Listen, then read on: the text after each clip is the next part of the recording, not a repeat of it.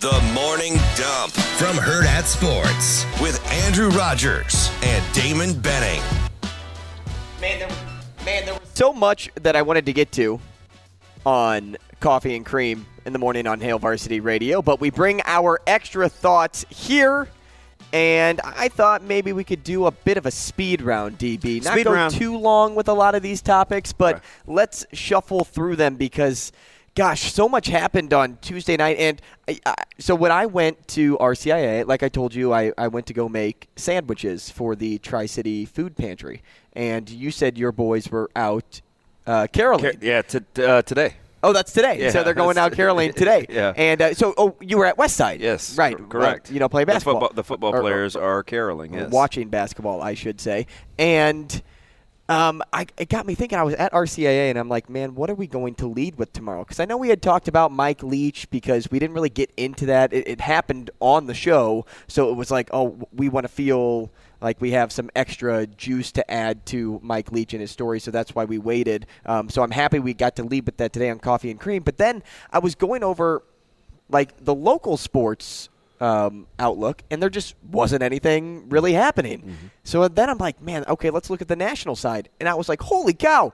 Boom, we had Omaha men's basketball here in town that happened that afternoon, but then it was World Cup. I had completely forgot that, we can talk about Argentina and France and Morocco and Messi, and then, now you can also talk about Ovi getting to 800, and then the Correa trade broke at like 11 o'clock, it wasn't a trade, it was a signing that broke at right around 11:30. I'm like, you got Ovi and Mbappe. Yeah. Bop.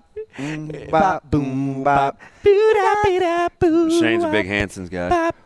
Minus 190 fave for the Frenchman today. You laying that kind of Minute Maid, that ocean spray? I'm in between. I'm battling two different ropes here. On the right. The right rope? And the left rope. And they're pulling me both directions, right? And I look at France, and I think more broader. So, for one, the betting gods are always at work. Is there such a thing? And I thought, can Morocco pull off the upset? And that's the $550,000 question.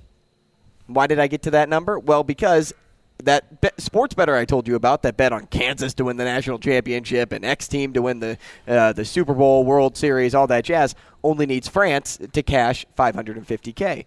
And they've been here before, won in 2018. Mbappe, as DB like to call him, is one of the best in the world. Mbappe. And he pairs himself with a team full of elites and experience. And then I look How's he feeling, though? We healthy? Mm-hmm. Well, we shall see. It's the World Cup. I think he'll be ready. It's kind of like what Pulisic said when he played for the U.S. Like, I'll be ready. I'll be there. Yeah. But then you look at Morocco, and they have the fan vote. There are so many people out there that are like, man, this is the first African nation to reach the semifinals. Why not have them keep going? They remind me of Creighton. Creighton men's soccer. Getting all the way to the Final Four. I was going to say, you got to be more specific because I don't think. We're talking soccer. I got you. Yeah, but Creighton, kind of the Cinderella story, the run to get to the semifinals. Can they score enough, though? And midfield play has been really strong for Morocco, so I think they do a great job of controlling the ball and finding their runs, but you hit the nail on the head. In games like these, you rely on the best in the world to score, and that's France. It's like, I need a play. I need a playmaker. I need playmakers. But people thought again with Morocco against Portugal. But remember, Morocco going into the match against Portugal had scored a total of 5 goals. At some point, talent reigns supreme on a world tournament like this. It actually all the way trickle it down. Talent reigns supreme. Kind of. Not so much. You have those few and far between stories. The younger you get, the less I think it's about talent so much, because sometimes kids just play harder. I don't know. I mean, state tournament-wise, I know what you're saying there, but I'll just take, for example, we'll keep it with Omaha here, Grace Cave, right? Weeping Water. Oh, yeah. State champion. Team Grace. Grace is gone. But you look. Great song, by the way. You look at. Who's the singer? Of what song? Grace is gone. No clue. Buy your lunch. It's not Hanson. No. I'll give you 3 cracks at it, but stick with the thing with Grace Cave. Grace is gone. Who? Shane. Grace. He, she, or they were just in concert locally in the last 5 months. AJR.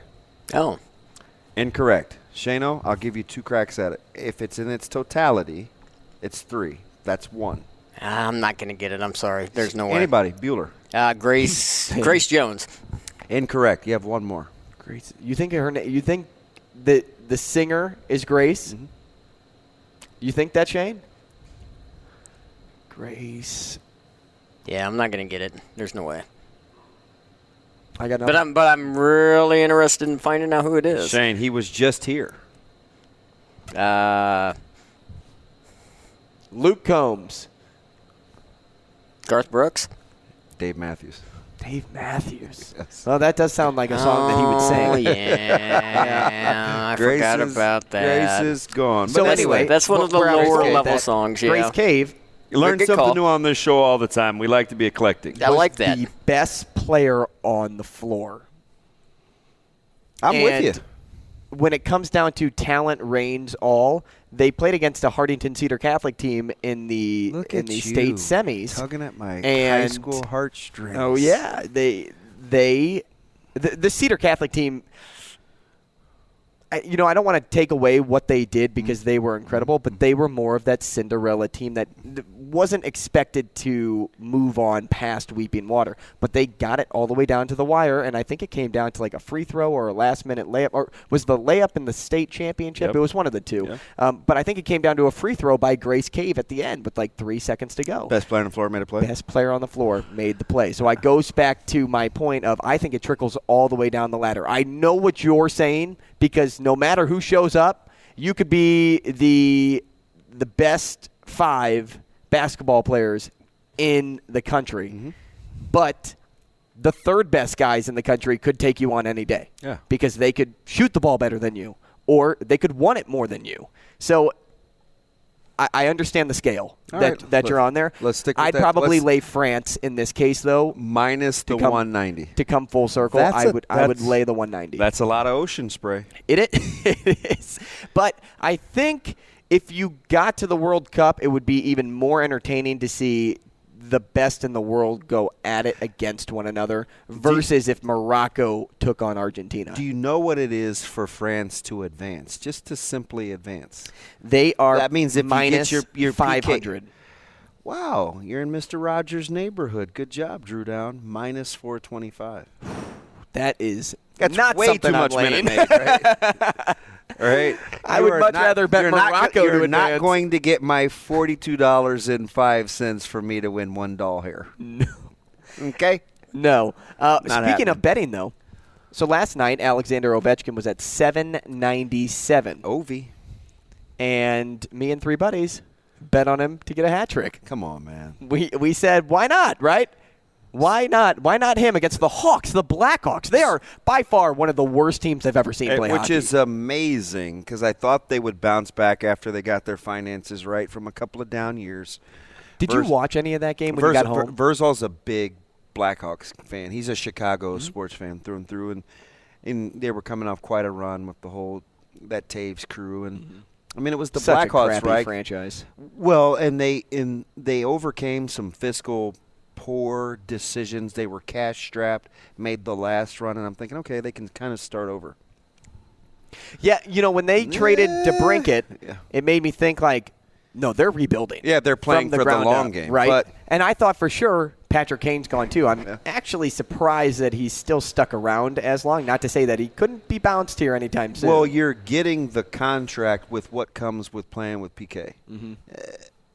It's a lot, and you I'm with have you. to have a certain locker room and franchise to take. I'll that tell you on. what, though, I watched Allegedly, I watched I've that never game played from with start to PK. finish because why not? I'm banking on Ovi to do something special, and he did. Thank goodness I was on it because I thought for sure he'd score 2 goals and then not score his next goal Shane in 10 likes games. to refer to him as Ovi-1 Kenobi. Yep. And he also thinks Ovi is better than Wayne Gretzky. By the way, But let me say this first real fast, Shane. When I watched the Hawks play and I watched the Capitals play, And I was watching Ovi more times than I was watching the actual game, but he didn't even look like he was trying. No. It looked like practice out there for him. But I will say this, and I agree with you, right?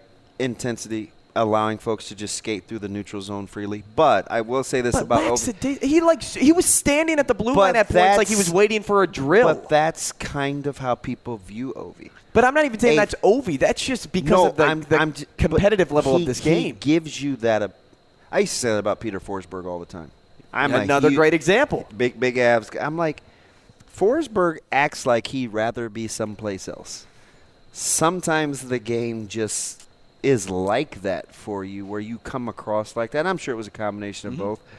But Ovi makes the game look easy. He does. And I know that Ovi is highly talented. The best scorer that I've ever seen play the sport. Yeah. But and I'm not knocking his game at all because he's absolutely incredible. I'm actually more knocking on the Hawks' ability to make it that easy for him. Like, completely. Yeah. And I know he's on the ice a lot, so he tires himself out. Like, he's on the entirety of a power play. That blows my mind in the first place. But he's the best scorer, so why not have the best scorer on the ice?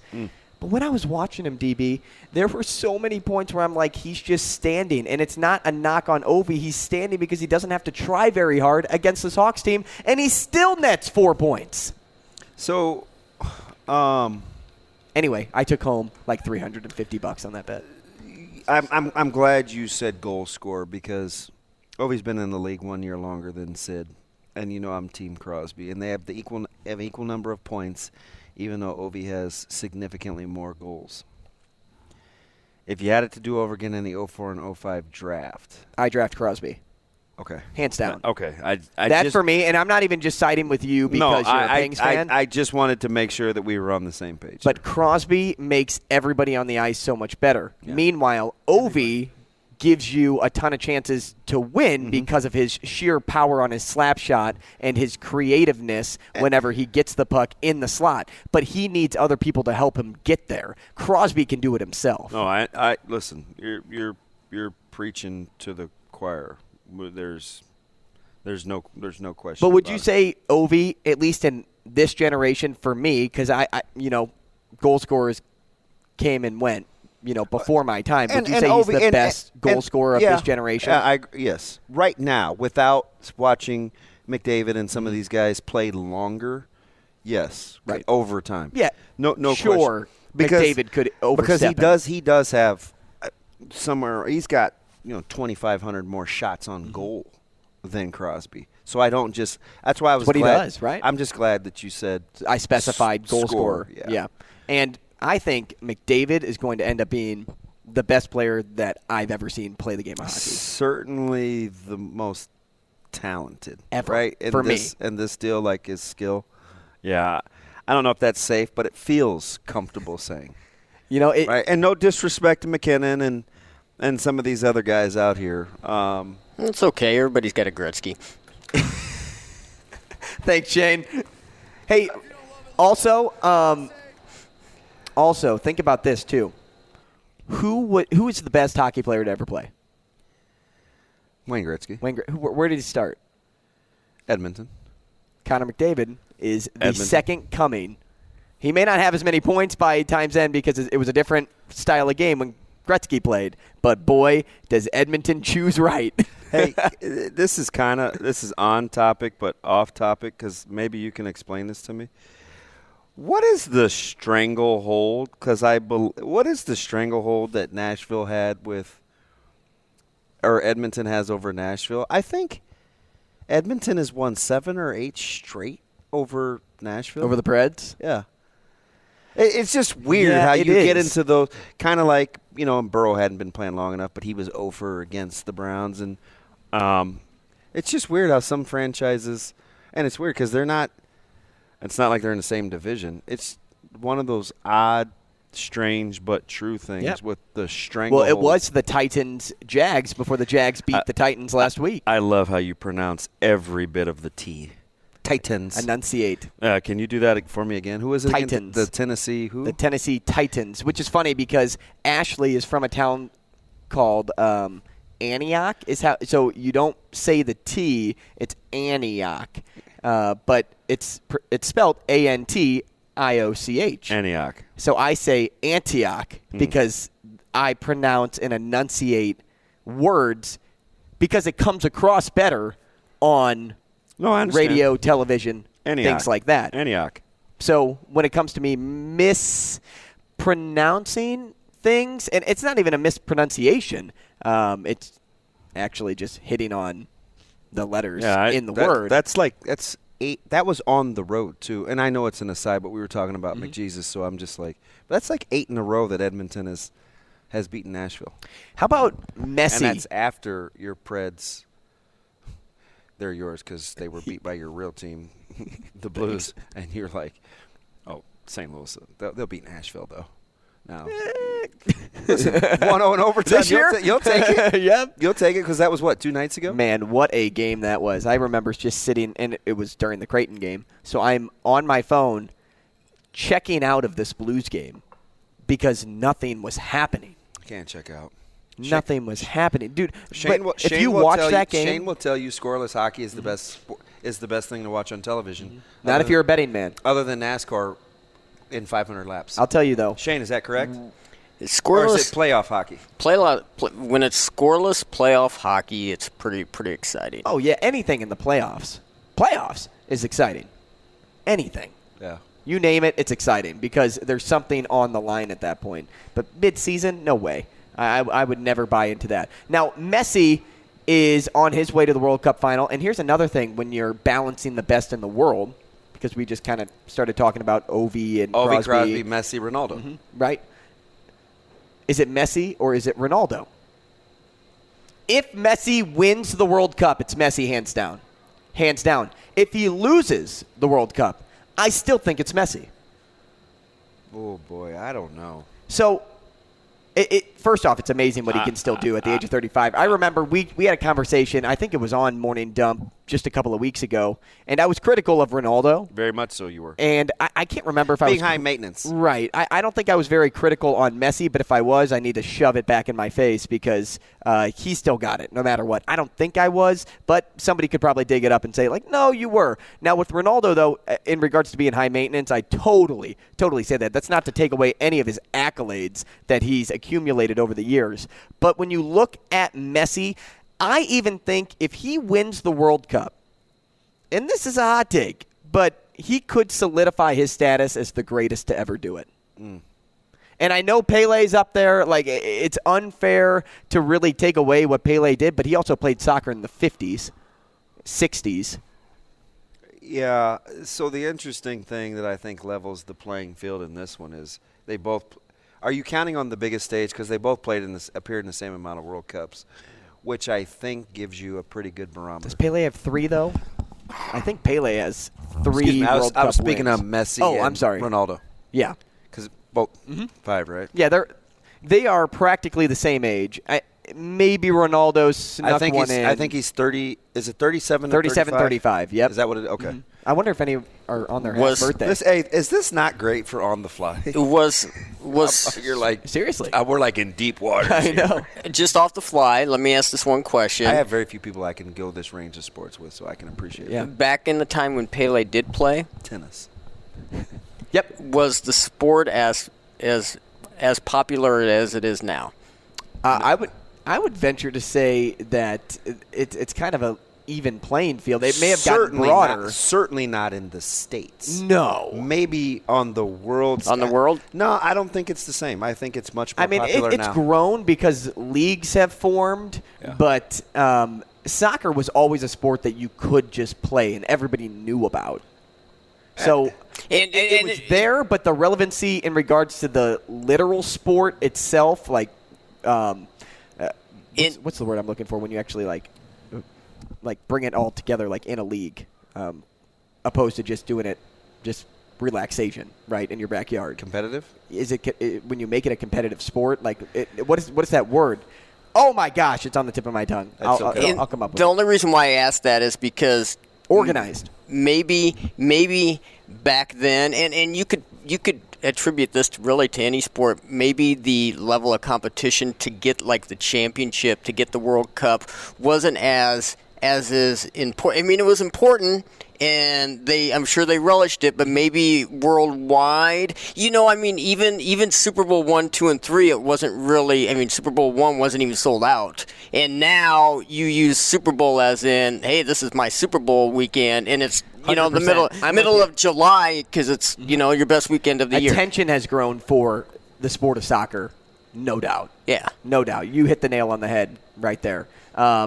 But I'm curious to say, is it because neither has won a World Cup where you said Messi hands down? Mm-hmm.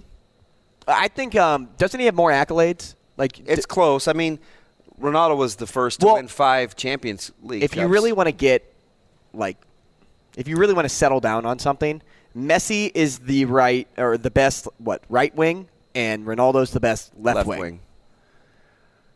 I don't know. That's curious. Okay, let's see here. Because Messi has scored 474 times in 520 league appearances to go with 10 La Liga titles, 4 Champions League wins, and Ronaldo has 5 though. In the Champions League? Yeah. Okay, and then he has 6, and forgive me, Ballon d'Or wins, which was 9, 10, 11, 12, 15, 19. Okay. And then you look at Ronaldo, and he has won multiple league titles with Man U, Real Madrid, and Juventus, along with the 2016 UEFA European Championship, 5-time Ballon d'Or winner, and that's it. So you want me to give you the advantage? Because after 1,000 games, Messi has 789 goals. Ronaldo's 725. Okay. Assists. And this is from FIFA World Cup. These are the stats. 216 assists. Messi has 348. Trophies. 41-31 Messi over Ronaldo. I mean, so individual accolades. Mm-hmm. Listen, advantage you. I just don't know, like, if I was starting a team tomorrow from scratch, who you all take? Things being equal. Like if you got them at age of 18, both of them, who you take? Dude, that's a tough one. I don't know. I need soccer guy or gal to chime in. Well, Cristiano Ronaldo and Messi both got lucky in their own ways. I would take Ronaldo.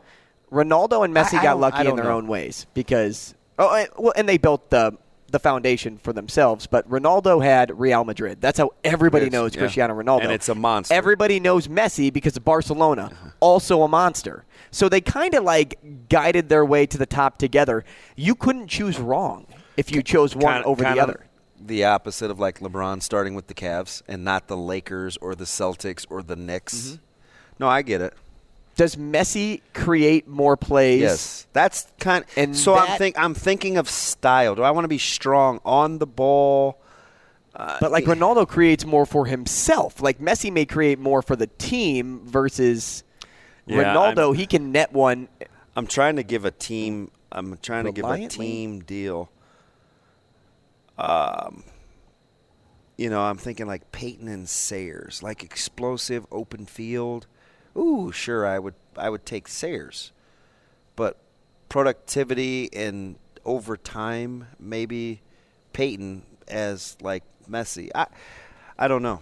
I gotta think about that because it's crazy. Because this one was off the cuff. You know what? Another poll question. We're just coming up with poll questions left and right. But you know what? I think if you put this to a poll, it'd be a popularity contest. Yep, and I think people would take Messi. Just because he's still in? Yep. If Ronaldo were still in, you think it would be the other way around? Maybe.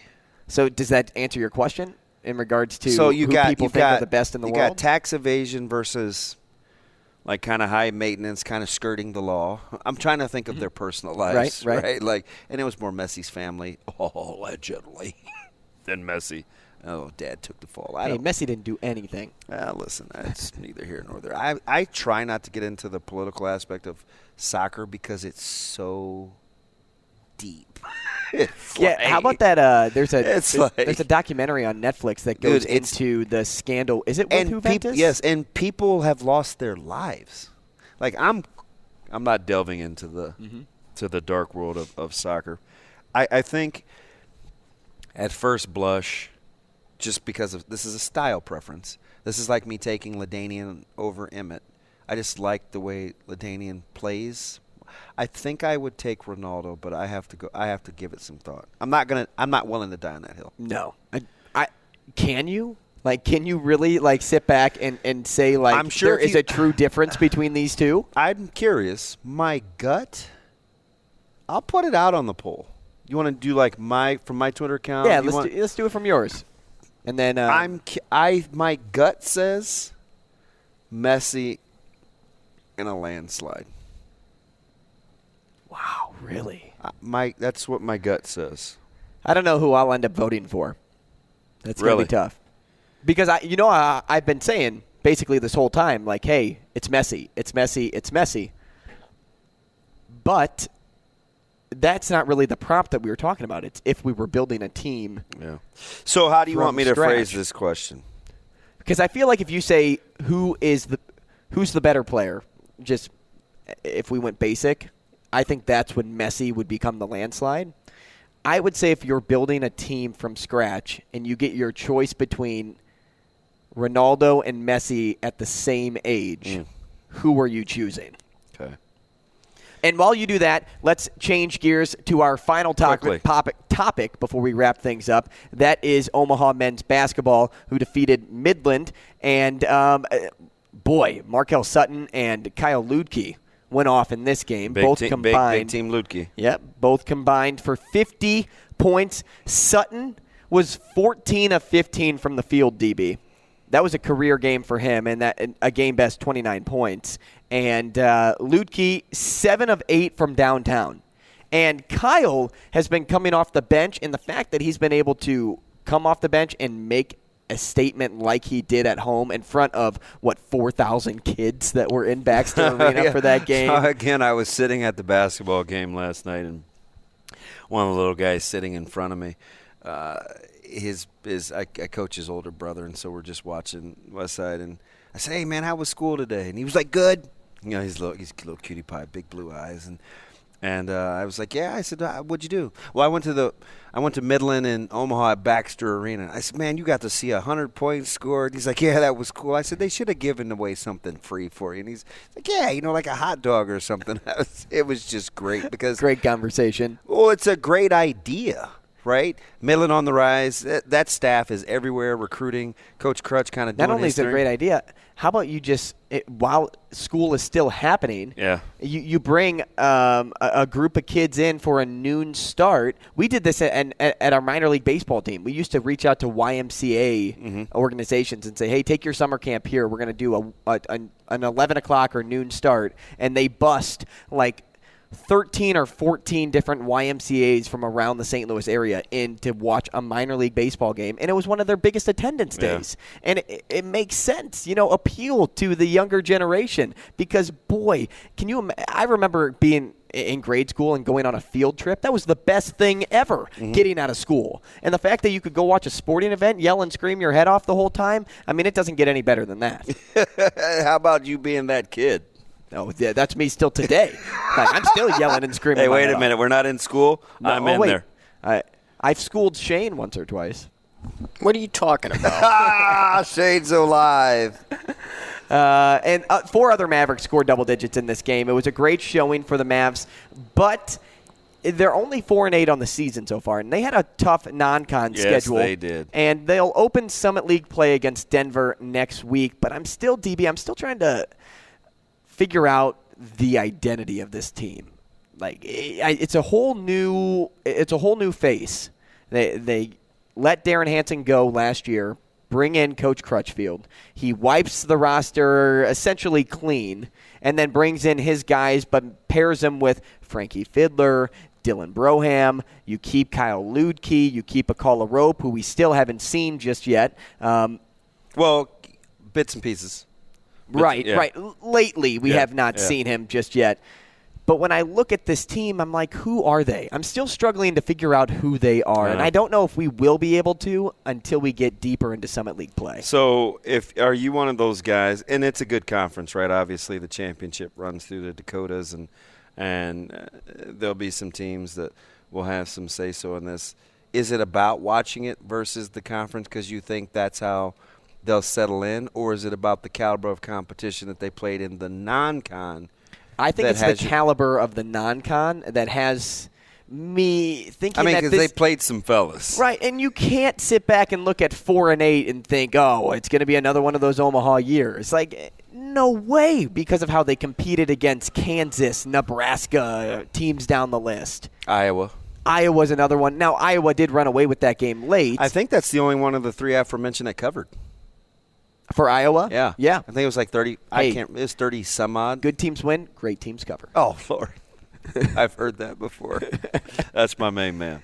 Now, I'm looking forward to seeing how Omaha produces in Summit League play this year because Coach Crutch, not totally new to the Summit League, but is somebody that has to deal with the new. Shane, I forgot to tell you. I know Andrew said it the other day. Got to grab Coach Crutch for next week. Got to bring him on. Let's wrap up Morning Dump. We hit on a lot of topics, but hopefully they were things that you were interested in too. We talked a little Carlos Correa already with our guy Brian Christopherson. Yeah. So don't need to go too much further into that. We still kind of think 13 years is outrageous for a 28-year-old. Enough said. And now, although you do have to play him 15 times a year. Yeah.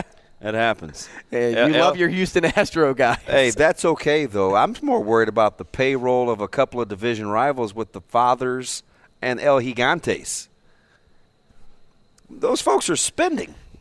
Yes, but they're spending in kind of weird ways. Dude, the Fathers will have a $320+ million payroll. I'm looking $320+. I'm looking at the Padres too, and I'm thinking, how can you hold on to Tatis Jr.? Are you going to trade him? I don't know. He's kind of an enigma. Especially, I don't know. Don't be shocked. I don't know how he feels in that clubhouse too. If he ends up in Los Angeles, I will lose my mind. In a good way? No, he doesn't pick it well enough. I'll tell you what, if he ends up as a St. Louis Cardinal, I would lose my mind in a good way. Well, you're used to having some Tatis, aren't you? Oh, baby. Wait till you guys see 2 Grand Slams in this century. You know it. Hey, thanks for joining us. We'll be back tomorrow on Coffee and Cream in the Morning on Hail Varsity Radio. You can catch the podcast for today, Wednesday, by typing in Hail Varsity Radio wherever you get your podcasts. That's Apple, that's Spotify. If you want more Morning Dump, more Benning Bites, or more Sports Six-Pack, head on over to Hurrdat Sports, also wherever you get your podcasts. Follow DB on Twitter at Damon Benning. He always has some fantastic takes all day long. We were actually messaging back and forth yesterday about a little Charlie Puth making a song with a cup, and then the guy that ordered hatched eggs from the local Perkins or wherever he was. But aside from that, you can follow me at Andrew Rogers TV or follow the show at H Varsity Radio. We'll see you tomorrow morning.